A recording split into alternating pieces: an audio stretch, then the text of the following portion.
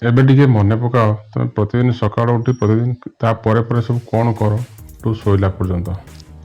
ସକାଳ ହେଲା, ଉଠିଲା ପରେ ନାସ୍ତା ହେଲା, ସ୍କୁଲ ଯିବା, ପାଠ ପଢ଼ିବା, ଖେଳିବା, ହଉ ରାତିକୁ ପୁଣି ଶୋଇବା, ଏଇସବୁ କାମ ହୁଏ ପ୍ରତିଦିନ। ତ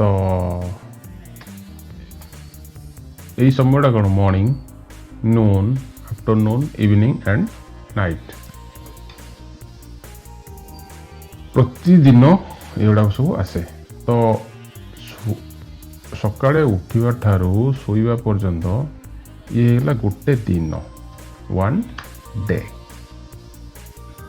ତ ପ୍ରତିଦିନ ପାଖାପାଖି ଏଇ ଜିନିଷ ହିଁ ହୋଇଥାଏ।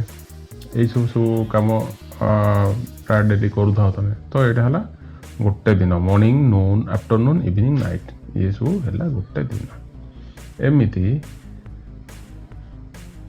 ଦିନ ତାପରେ ଦିନ ତାପରେ ଦିନ, ଏମିତି ସବୁ ଦିନ ଦିନ ମିଶିକି ହୁଏ ୱିକ୍। ତ 7 days equals 1 week, means 7 ଦିନ, 1 2 3 4 5 6 7, 7 days equals 1 week। ହେଇଗଲା, 7 ଦିନ ମିଶି ଗୋଟେ ସପ୍ତାହ ହେଇଗଲା। ୱିକ୍ ମିନ୍ସ ସପ୍ତାହ ହେଇଗଲା। ତାପରେ ଏମିତି ଗୋଟେ ୱିକ୍, ତାପରେ ଆଉ ଗୋଟେ ୱିକ୍, ତାପରେ ଆଉ ଗୋଟେ, ଏମିତି ୱିକ୍ ପରେ ୱିକ୍ ବି ଚାଲେ, ସେ କାହାକୁ ଅପେକ୍ଷା କରେ ନାହିଁ। ତ ସେମିତି 4ଟା ୱିକ୍, 4 ୱିକ୍ ମିଶିକି 1 month ହୁଏ। 4 week equals 1 month, 1 2 3 4 ହେଇଗଲା 1 month। ସେମିତି ମନ୍ଥ, ତାପରେ ଆଉ ଗୋଟେ ମନ୍ଥ, ତାପରେ ଆଉ ଗୋଟେ ମନ୍ଥ, ଏମିତି ମନ୍ଥ ପରେ ମନ୍ଥ ହେଇ ଚାଲେ। ତ 12 months equals 1 year। ତ 12 ମାସ ମିଶି ଗୋଟେ ବର୍ଷ ହେଲା। ହେଲା 1 2 3 4 5 6 7 8 9 10। ତମେ ତ ପ୍ରାୟ ଜାଣିଥିବ ଏଇ 7 days ମାନଙ୍କର ନାଁ କ'ଣ ଆଉ ମନ୍ଥସ୍ ମାନଙ୍କର ନାଁ କ'ଣ ଜାଣିଥିବ ପ୍ରାୟ। ଆସ ଆଉ ଥରେ ଦେଖିବା କ'ଣ ଶିଖିଲେ। 7 days ମିଶିକି କ'ଣ ହବ, 1 week।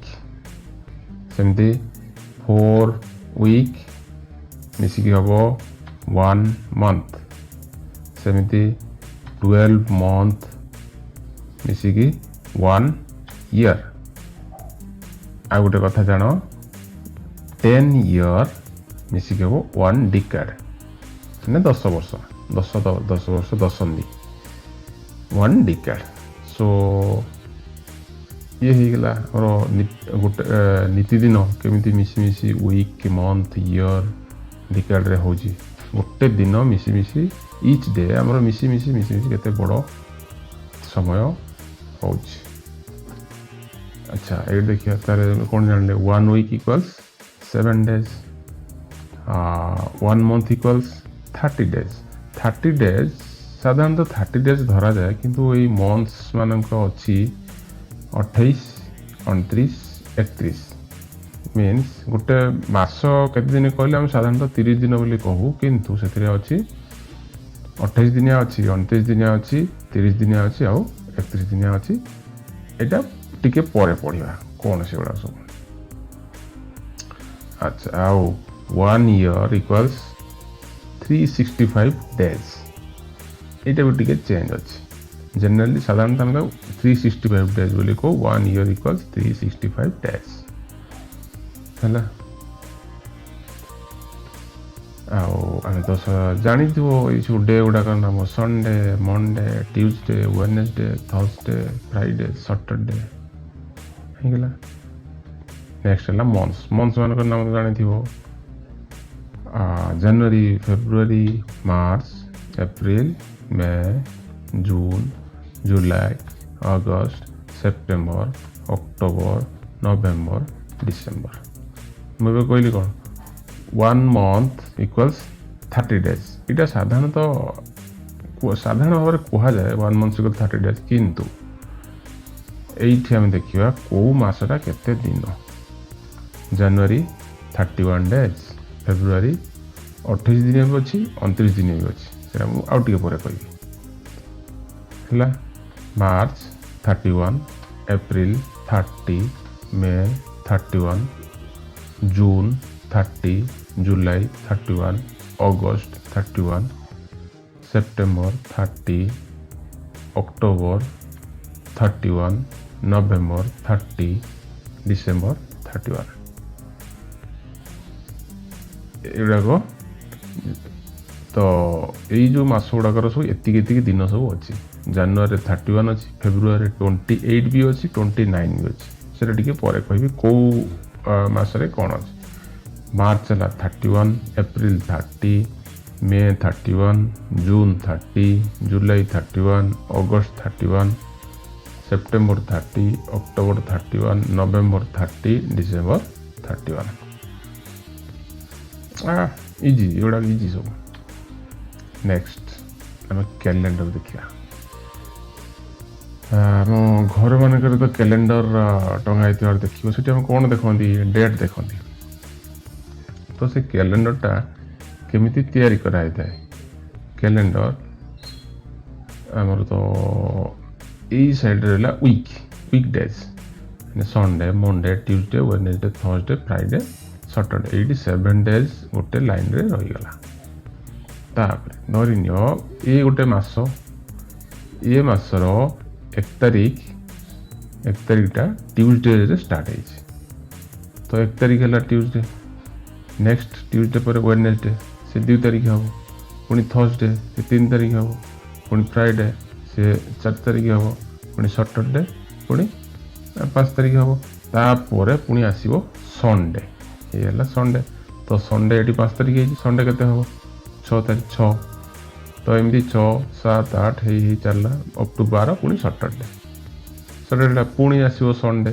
ପୁଣି 12ରୁ ସରିଥିଲା 13ରେ ଆରମ୍ଭ ହେଲା ଏମିତି ହେଇ ଏଇଟା ହେଲା ଧରିନି ଗୋଟେ ଜାନୁଆରୀ ମାସ ଆମେ ଜାଣିଲେ କେତେ 31 days ତ 31 days ତାର କମ୍ପ୍ଲିଟ୍ ହେଇଗଲା ପରେ କ'ଣ ତାର 31 days କମ୍ପ୍ଲିଟ୍ ପୁଣି ନେକ୍ସଟ ମନ୍ଥ ଆସିବ ଯଦି ଏଇଟା ଜାନୁଆରୀ ମାସ ହେଇଥାଏ ତ ଜାନୁଆରୀର 31 କମ୍ପ୍ଲିଟ୍ ହେଇଗଲା ପୁଣି ନେକ୍ସଟ ଆସିବ ନେକ୍ସଟ ମନ୍ଥ ଫେବୃଆରୀ ମାସଟା ଆସିବ ଆଚ୍ଛା ଫେବୃଆରୀ ମାସଟା ତାହେଲେ କେଉଁଠୁ ଷ୍ଟାର୍ଟ ହେବ ଫେବୃଆରୀ ମାସର ଏଇଟା 31 ହେଲା ଥର୍ସଡେରେ ସରିଲା ତ ନେକ୍ସଟ ହେଲା ଫେବୃଆରୀ ମାସର 1 ତାରିଖଟା ଏଇ ଫ୍ରାଇଡେରୁ ଷ୍ଟାର୍ଟ ହେବ ଏଇଟା ହେଲା ଫ୍ରାଇଡେ ଏଇ ଫ୍ରାଇଡେରୁ ଷ୍ଟାର୍ଟ ହେବ ଦେଖିବା ନେକ୍ସଟ ଏଇଟା ହେଲା ଫ୍ରାଇଡେ ପୁଣି ଫ୍ରାଇଡେରୁ ଷ୍ଟାର୍ଟ ହେଲା ସଟରଡେ ଏମିତି 2 3 4 ଏମିତି ଚାଲିଲା ଏଇଟା ହେଲା 30 ଧନ୍ୟ ଏ ମାସରେ 30 days ଅଛି ତ 30 days ହେଲା ପୁଣି ନେକ୍ସଟ ମନ୍ଥ କେଉଁଠୁ ଷ୍ଟାର୍ଟ ହେବ ନେକ୍ସଟ ମନ୍ଥର 1 ତାରିଖଟା ସଣ୍ଡେରୁ ଷ୍ଟାର୍ଟ ହେବ ଏଠି ସଟରଡେରେ ସରିଗଲା ତାପରେ ଆସିବ ସଣ୍ଡେ ଟୁ ନେକ୍ସଟ ମନ୍ଥର ଆସିବ ଷ୍ଟାର୍ଟ ହେବ ଏଇଟା ଏଇ ହେଲା ଗୋଟେ ବର୍ଷର କ୍ୟାଲେଣ୍ଡର ଗୋଟେ ବର୍ଷ ଆମେ ଜାଣିଲେ 12 months ଏଇଠି ଅଛି 12 months January February March April May June July August September October November December ଅଛି ଏଇଠି ଦେଖ ଏଠି ଜାନୁଆରୀ ଷ୍ଟାର୍ଟ ହେଇଛି ଜାନୁଆରୀ 1ଟା ଷ୍ଟାର୍ଟ ହେଇଛି ଗୋଟେ ସଣ୍ଡେରୁ ଆଉ ସରିଛି ସଣ୍ଡେ ମଣ୍ଡେ ଟ୍ୟୁଜଡେରେ ସରିଛି ତ ନେକ୍ସଟ ଫେବୃଆରୀ ମାସ କେଉଁଠୁ ଷ୍ଟାର୍ଟ ହେବ ୱେନେସଡେରୁ 1 ତାରିଖ ଷ୍ଟାର୍ଟ ହେଲା ହେଇଗଲା ପୁଣି ଏଇଟା ସରିଲା ସଣ୍ଡେ ମଣ୍ଡେ ଟ୍ୟୁଜଡେରେ ସରିଲା ପୁଣି ନେକ୍ସଟ ମନ୍ଥ ୱେନେସଡେରୁ ଷ୍ଟାର୍ଟ ହେଲା ଆଉ ସରିଲା ଫ୍ରାଇଡେରେ ସରିଲା ମାନେ ଏପ୍ରିଲ ମାସଟା ପୁଣି ଷ୍ଟାର୍ଟ ହେବ କେଉଁଠୁ ସଟରଡେରୁ ଷ୍ଟାର୍ଟ ହେବ ଏଇଠି ସଟରଡେରୁ ଷ୍ଟାର୍ଟ ହେଇ ତ ଏମିତି ବର୍ଷଟା ଏମିତି ହେଇ ଚାଲେ ଏଠି ଦେଖିଦିଅ କେଉଁ ମାସରେ କେତେ 31 এটা 30 days, এটা 31 days, এটা 31 days, ଏଠି ଗୋଟେ 30, 31, 30, 31 ଏଇଠି ଖାଲି ଫେବୃଆରୀ ଅଛି 28 ଡେଜ୍। এইটা ଆମେ ଜାଣିବା ଏବେ ଫେବୃଆରୀ ମାସରେ 28 କେଉଁଠି ହୁଏ 29 କେଉଁଠି ହୁଏ। ଏଇଟା ଦେଖିଦିଅ ଏଇଠି ଏଇସବୁ ଷ୍ଟାର୍ଟ ହେଲା।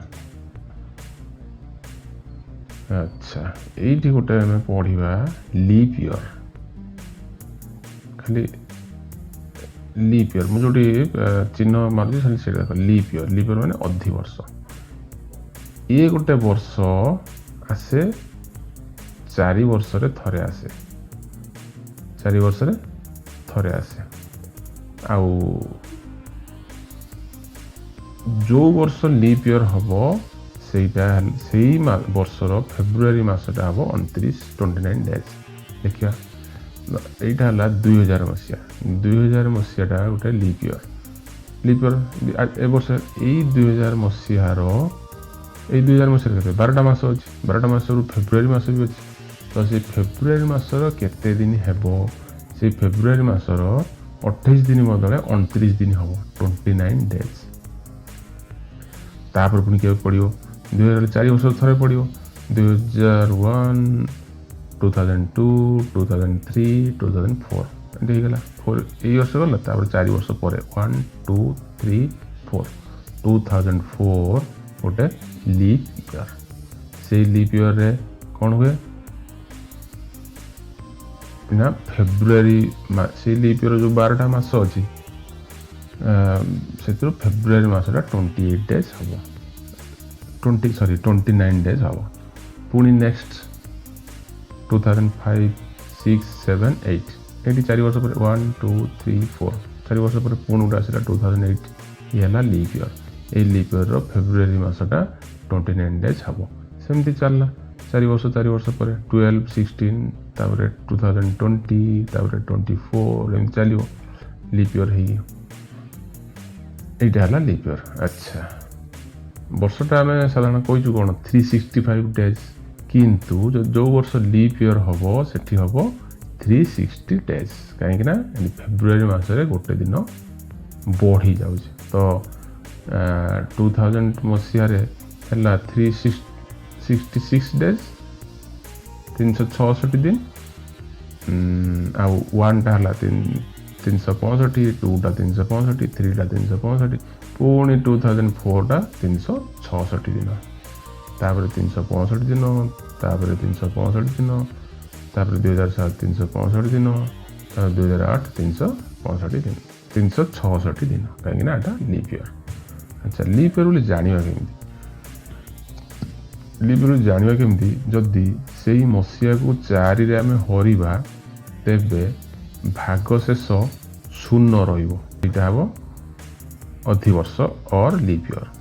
ଏଇ ଦେଖ 2000 ମସିହା ତାର 0 ଅଛି, 1ରେ ନାହିଁ, 2ରେ ବି ନାହିଁ, 3ରେ ନାହିଁ, ପୁଣି 4 ମସିହା, ପୁଣି 4 ମସିହାରେ ଅଛି ଭାଗଶେଷ 0। 4ରେ ହରିଦେବା ଦ୍ୱାରା ଭାଗଶେଷ 0। ପୁଣି 2008କୁ 4ରେ ହରିଲେ ଭାଗଶେଷ 0 ରହିଲା। ଏଇଟା ହେଲା ଲିପ୍ ଇୟର୍। ତାହେଲେ କ'ଣ ଜାଣିଲେ? ଯେଉଁ ମସିହାକୁ 4 ଦ୍ୱାରା ହରିଲେ ଭାଗଶେଷ 0 ରହିବ ସେଇଟା ହେବ ଲିପ୍ ଇୟର୍। ଆଉ ଲିପ୍ ଇୟର୍ ହେଲା ମାନେ କ'ଣ ଚେଞ୍ଜ ହେବ? ତାର ଫେବୃଆରୀ ମାସଟା 29 ଦିନ ହେବ ଆଉ ସେ ବର୍ଷଟା 366 ଦିନ ହେବ। ଆଉ ତା 4 ବର୍ଷ ପରେ ପୁଣି ଗୋଟେ ଲିପ୍ ଇୟର୍ ପଡ଼ିବ। ଏତିକି ଆମେ ଶିଖିଲେ। ଆଉ ଏ ଭିଡ଼ିଓଟି ଯଦି ଭଲ ଲାଗିଲା ସେୟାର କରିବ, ଆଉ ଲାଇକ୍ କରିବ, ଆଉ ଏମିତି ପୁଣି ନୂଆ ଶିଖିବା ପାଇଁ ସବସ୍କ୍ରାଇବ୍ କରିକି ରଖିବ। ଧନ୍ୟବାଦ।